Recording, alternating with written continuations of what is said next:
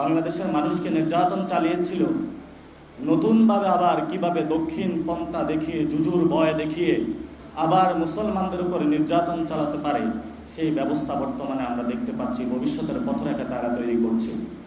আমরা বলতে চাচ্ছি, বাংলাদেশে যারা জুলাই গণ অভ্যুত্থানের শহীদ, যারা আহত, তারা ডান বাম বুঝে না। আমরা পৃথিবীতে বাংলাদেশের উত্থান চাই। বাংলাদেশের মানুষ যেমন, বাংলাদেশের কৃষ্টি, কালচার, ভ্যালু যেমন থাকবে, সেভাবেই ভবিষ্যতে বাংলাদেশের উত্থান হবে। বাংলাদেশের উত্থান দক্ষিণ এশিয়াতে কেউ রুখে দাঁড়াতে পারবে না।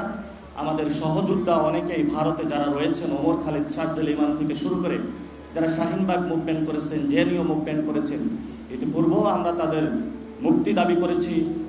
ভবিষ্যতে যে লড়াইটা হবে, সে লড়াইয়ে আমরা মনে করি ভবিষ্যৎ বাংলাদেশের রাজনীতিতে চাঁদাবাজের বিরুদ্ধে, সন্ত্রাসের বিরুদ্ধে, টেন্ডারবাজের বিরুদ্ধে, এগুলোর মধ্যে যারা সৎ সচেতন ব্যক্তিবর্গ রয়েছেন, তাদের মধ্যে একটি ঐক্য সৃষ্টি হবে এবং রাজপথে তীব্র লড়াই হবে।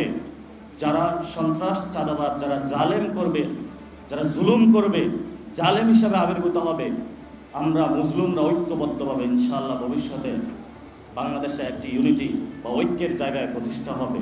সবাই ঐক্যে খুঁজছেন। ভবিষ্যৎ বাংলাদেশে মুসলিমদের যেভাবে ঐক্য হয়েছিল, আবার ঐক্য প্রতিষ্ঠা হবে। দক্ষিণ এশিয়াতে আপনারা দেখতে পাচ্ছেন, ইমরান খান দুর্নীতির বিরুদ্ধে লড়েছিল, ইমরান খানকে বন্দি করে রেখেছিল। এবং এই গণ অভ্যুত্থানে আমরা দেখেছি, মিডিয়া পাড়া থেকে কোনো একটা মিছিল নিয়ে আসে নাই, প্রশাসন থেকে একটা মিছিল আসে নাই, রাষ্ট্রযন্ত্র, আমরা এগুলো ভাঙব।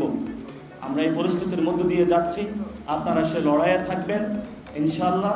বাংলাদেশে যারা দক্ষিণ পন্থার জুজুর ভয় দেখিয়ে বাংলাদেশে নতুন একটি নাটক, জজমিয়া নাটক সৃষ্টি করতে চাচ্ছে, আমরা সেই সংঘাত থেকে তাদেরকে পরিহার করার জন্য এবং বাংলাদেশের জনমানুষের কৃষ্টি, ভ্যালুজ, কালচারের সম্মান প্রদর্শন করার জন্য আজকের এই প্ল্যাটফর্ম থেকে তাদেরকে অনুরোধ জানাচ্ছি।